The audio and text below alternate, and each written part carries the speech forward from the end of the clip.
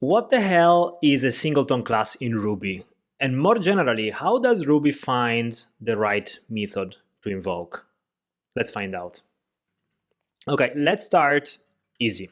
So we have a class animal, and on this class we just define an instance method that returns something, right? So the way we would use it is that we would first get an instance of this animal, and then we would actually call the method on it. Now, the way it works is that we have on animal some instance methods, right? Which of course include our iWarn method. Now, since animal, the class, has warn as an instance method, iWarn as an instance method, it means that our instance of animal has inherited that method, right? So we already can see how this works. Class defines instance methods that are inherited by the instances of that class. So it shouldn't come as a surprise that if we do something like this, the result is actually true. And the idea here is that the way Ruby finds the iWarn method is that it takes the object and it looks into the class for those actual instance methods that are available, right? Pretty simple. Let's go one step further, right? So we can define a class dog, which is a subclass of animal.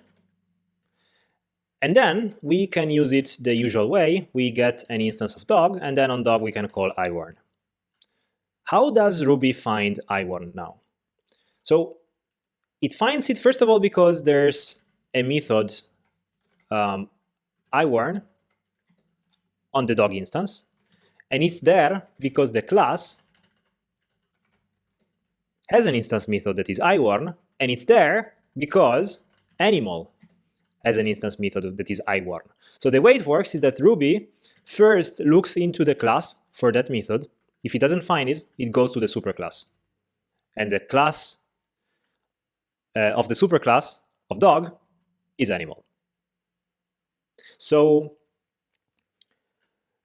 we could also see that chain by looking at the ancestors of dog. Of course, animal is above it. There's another interesting aspect here, which is we also have object above animal, right? So we should be able to call instance methods from object on our dog. So let's take a look at one method we could be using. For example, we could say toS, which is an instance method on the class object, which means it's inherited by objects that are of type object, right? So our dog is an object because it's down below the chain of ancestors. So we can actually call toS. Let's go one step further. So we could define a method directly on the dog, right? So this returns a string, and then the way we would call it is this exact way. And the question is, where is this method, right? So it cannot be on the object itself, but also it cannot be on the class dog, right? Because otherwise we would be able to do dog.new and call that xwarn again, but it doesn't work. So where the hell is this, right? The answer is that there is something else that is called a singleton class. So actually, this is a singleton method because it's defined on this single instance. And we can actually see that the singleton class, which is hash dog, contain as an instance method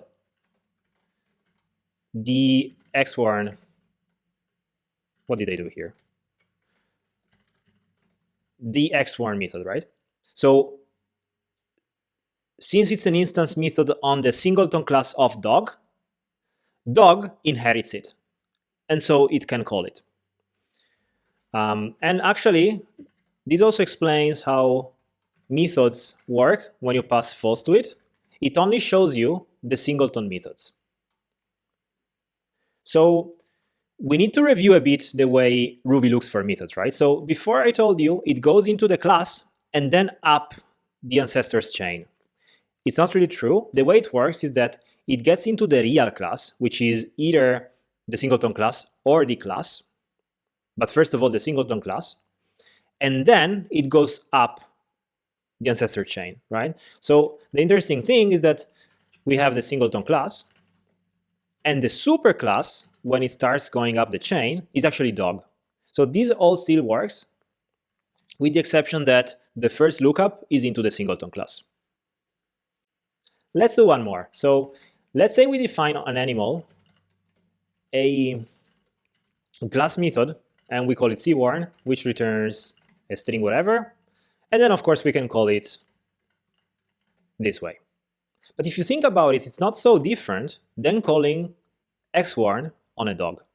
So we are onto something here, because in Ruby, everything is an object. So also animal, the class, is an object. So the interesting thing here is that the exact same thing with singleton methods and singleton classes happens with the class, right? So if we look into the singleton methods of animal, we find cwarn. And in fact, if we go into the singleton class and we look into the instance methods, we would find